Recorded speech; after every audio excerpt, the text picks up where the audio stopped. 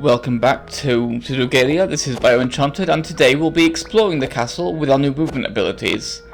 First, we're heading back to a very memorable room, one we did half the puzzle of before, because we can actually do things there now.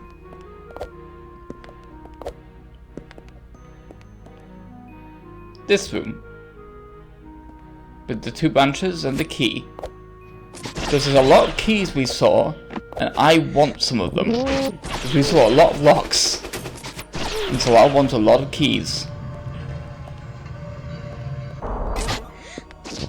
One is a little bit annoying though is that the stairs that the first switch started to raise have reset, which is a little annoying. It means I have to do the other part again. But it's not that surprising though. Puzzles often need to be redone when reloading a game.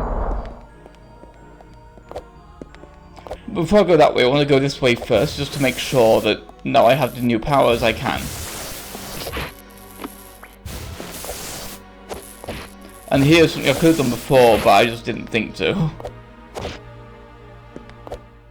But also, the new power makes it far easier to do this. So yeah, even though I might have been able to get that far, I might not be able to get up there without being a huge pain. So I'm glad that I saved this part till now. Let's resolve the other half of the puzzle.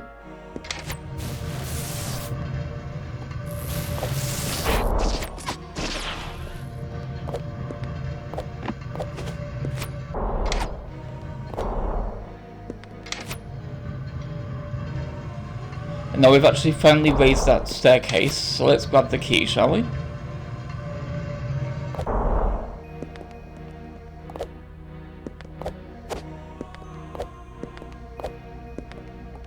It's interesting how much work they get out of those moving cages. It seems like the cages are kind of the only asset in the game that can be moved by switches, so they just kind of make everything out of cages, which is fairly interesting.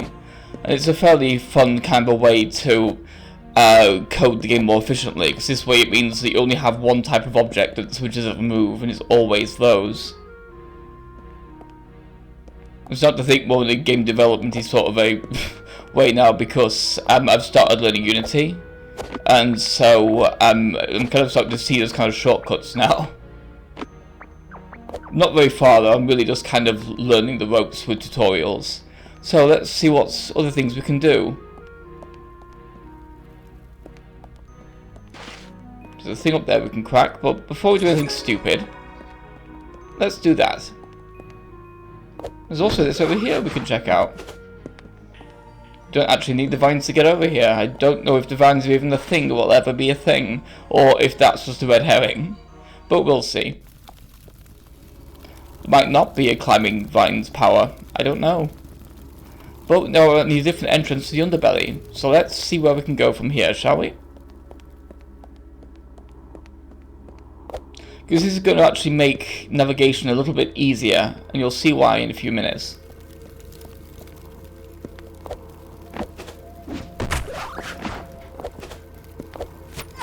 This part's kind of weird, because it kind of feels like you should be able to break that thing up there, but I can't figure out how.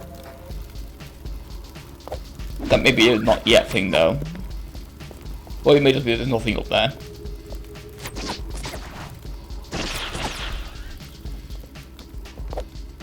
I like how many different entrances there are to some of these different areas. It really makes the place feel interconnected.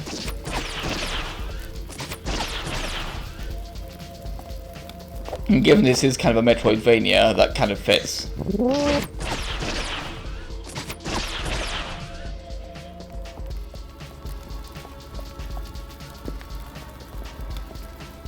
Yeah, this is not quite a nothing room.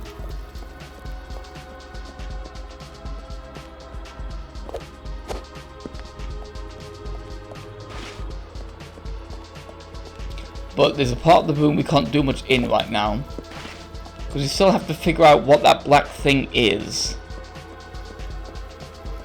I guess we'll be coming back here later, but let's see what's in this little alcove first. Seems like there's not really anything here. Which is a bit weird, this alcove's even here. Maybe I'll figure out what to do with it later, if there's anything to do with it. It just feels very deliberate to be there though, when there's really nothing you can do with it. So let's get back out of the underbelly, shall we?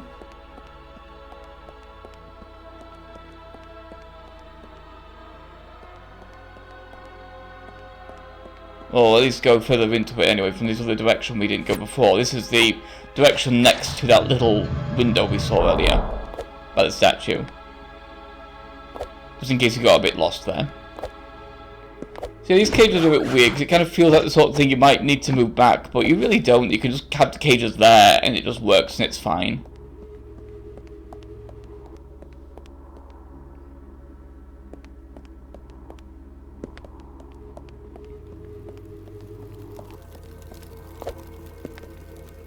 But here we are. We're actually back here, in this little place we couldn't get into before. Can't break it from beneath, unfortunately. But we can get out now. And that means we can get back up. And now we have a, not quite an easier, but a shorter way into the underbelly. From another direction, at least. And of course, we remember that one thing floor we can break as well in the empty belfry, or whatever it's called, where we got the dash attack for the first time. So let's get back here, because there was also this big door we couldn't do much with, or couldn't reach it before. So this is quite a fun part, because this is actually where we need to combine moves in a very fun way. We need to combine the dash with the wall kick. But of course not quite like that, that's me being an idiot. But when I figure it out, it is quite satisfying. But here I'm just kind of testing a few other things out. Yeah, that's not going to work. I just thought I'd test it just in case though.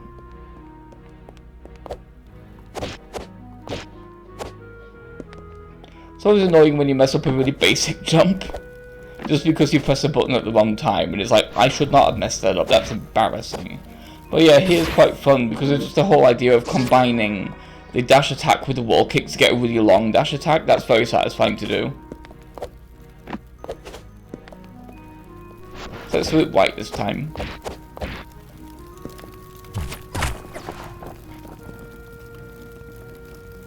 And here we have a very interesting asset that really, it looks kind of a placeholder asset, honestly, but to be fair, there are a lot of tiles in this thing. It's just the fact that the tiles on the wall makes it look like an unfinished asset, even though, given the cracks, it clearly isn't. It's just a bit strange. But here, we get a more powerful attack now, the strike break, which means that these big things, the big green things, can now be broken by us. Like this.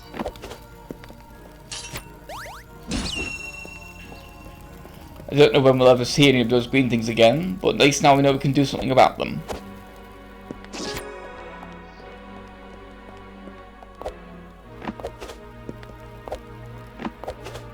So there's quite a few other places we can go. I do quite like this room though, because of all like the decorations on the walls. It really makes it feel very kind of Alice in Wonderland.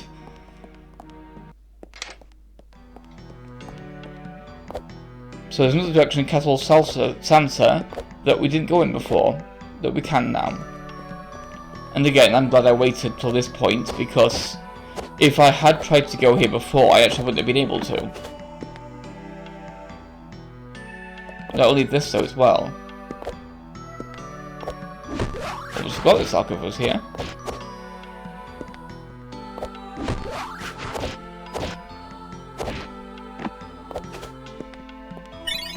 That works. May not be the intended method, but it works. That's what I quite like with this game, is the engine is very, very fluid when it comes to what it allows. So there's a lot of mixing and matching you can do that seems like it might not be intended to work sometimes, but the fact that they let it work makes it really fun to navigate, because you can always just figure out, well, theoretically, if I can combine these moves in this particular way, I might be able to make a jump that I otherwise might not have been intended to. Remember, of course, don't be at the top of the pole, because the ceiling blocks you. More corner jumping too. This game requires a lot of that. Very Mario 64 in a lot of ways.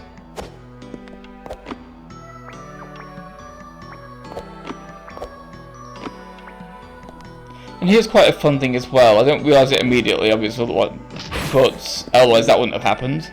But I'm actually supposed to combine the poles with the corner attack. Corner attack, this sort of angled bounce. And here's kind of, this screw up was exactly where I learned that. So I realised, that's what I'm supposed to do. I just lost the rhythm a little bit. One thing's a little annoying with this game is it can be kind of hard to rotate on these pillar things, because I'm kind of used to the Mario 64 method of you can just kind of like point in another direction and you'll be on the other side of the pole. So the fact that you have to physically turn the protagonist so much, it makes it quite difficult in a way that's not as fun. Which is a shame, but to be fair, it's a very low budget project, and I quite like that it teleports me up here. That saves me a lot of frustration. Yet another key. Before we had more locks than we had keys. Now we're starting to even things out.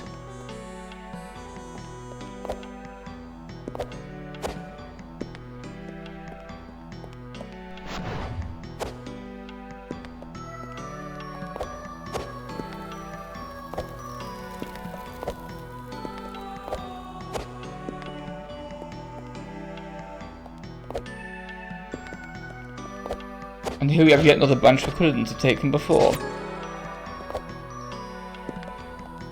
This last time we ignored this route. This time let's actually take it and see where it leads.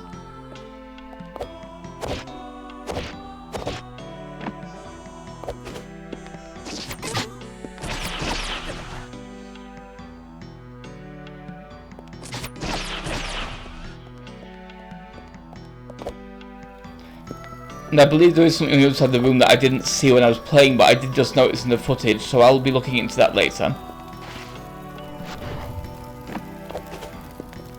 But yeah, this is why I'm glad I didn't bother coming this way, because I would not have been able to do that before either. But here's a fun way of combining mechanics with bubbles as well. I quite like how the game starts combining the static obstacles with the movement abilities.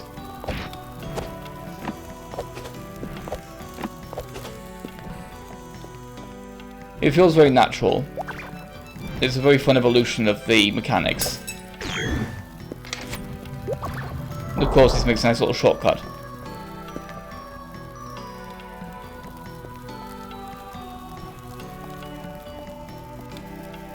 Yeah, from this side you actually can't see the obstacles on the other side, so it can be kind of hard from here to tell where you're meant to go, but there's really only one way to go.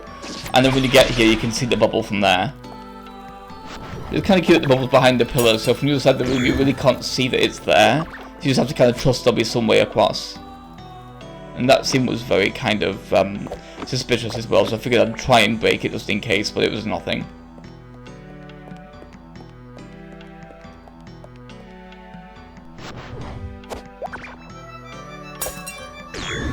Yeah, clearly the bubble is just to get back. This is just one of those two-way rooms.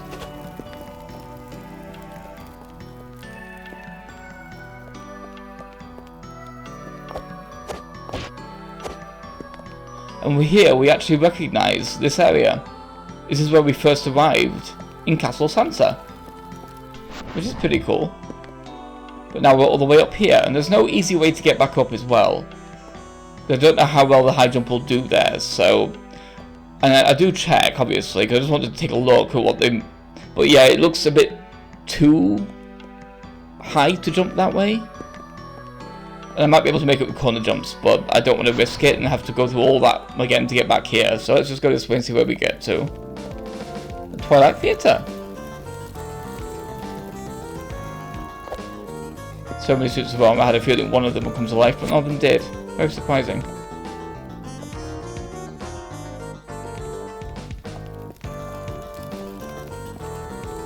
But yeah, this part of the Twilight Theatre is quite interesting, really. It's difficult to figure out how to platform here because it's such a weird layout.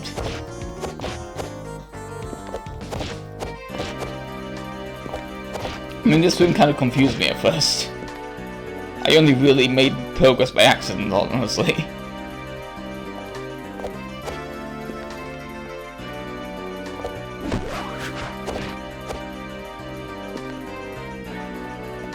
Yeah, it is very weird to move around here. It's very kind of hard to figure out how the room is supposed to be navigated as well. There's just so much going on here with this big central shaft and things. And that's clearly nothing we can do right now. That's probably just a way back, honestly, from our platform.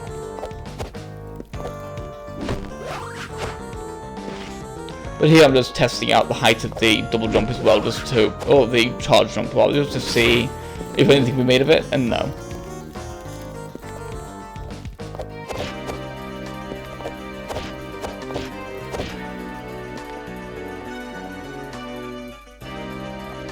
Of course, these kind of games, it's always good to look up as well to see if there's any alcoves you're missing. So here, I kind of accidentally make progress because I kind of mess up here, but then kind of get caught on these other platforms, and I only really got down to the platform by panicking a little bit there. So there's that platform over there that doesn't seem to have anything on it, but there's also this that's really drawn my attention because of the very obvious colour of the door. I don't know what's over there, we might check that out later, but for now let's just see what's in this little door, shall we? Very interesting little transitional room. Leads back to the empty Bailey. That's it, Bailey, not Belfry. So now we're back here. And we do remember there was some stuff here that we couldn't do before. Yeah, that looked important, but it seems like it might not be, at least not that I've figured out. Might be something there for me to figure out later, but I haven't figured it out yet. And of course, here you have a very special looking key. Let's get rid of this guy first.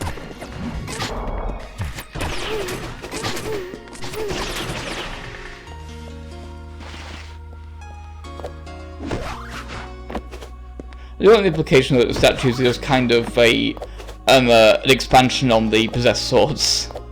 Yeah, this is a very big looking key. So these are one of 5 special keys that will unlock the end of the game. I first actually came across them when recording a previous episode where I accidentally was mousing around in the menu because I accidentally had the mouse turned on and kind of highlighted the bottom of the menu where those keys appear, and it said that's what would end up there. But I didn't have any keys at the time, so I didn't really feel it relevant to show in that video.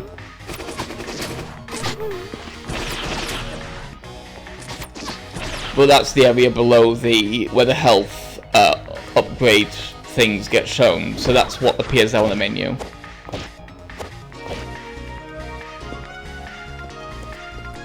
And now we can get, where we have our high jump, we can do this a lot easier. So clearly we're supposed to come here with that jump in mind.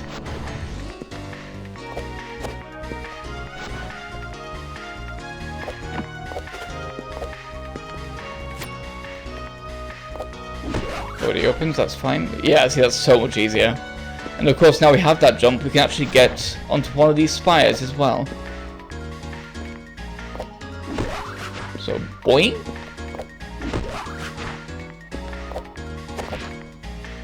I quite like this sort of a church as well, it's quite fun to explore.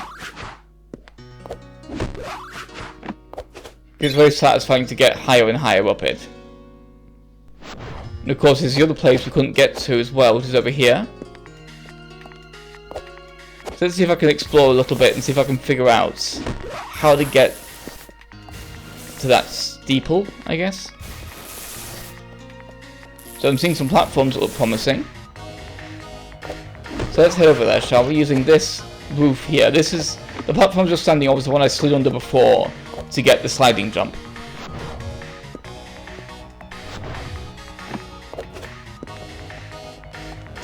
So now let's look around these platforms and see what we can do up here.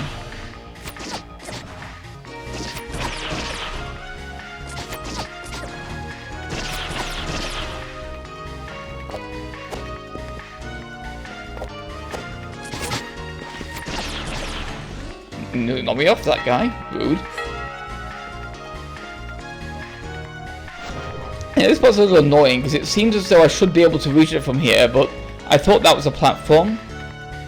It's not. It's just a flat part of the texture of the wall. That little white thing there that looked like it should stick out, that's just because it's too good a normal map, which is very annoying. Because you can see we can't do anything with it, so we just slide right off. So I have no idea how to get to that steeple. But we'll figure it out later, I guess. Because I can't see anything on this side that gets us up there either.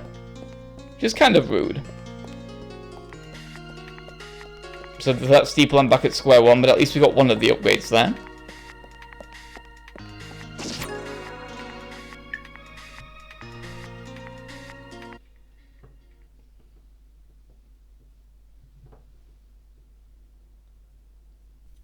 Please remember to like, comment, subscribe, and check out my Patreon as well. Speaking of, thank you to James Rossi for supporting me on Patreon.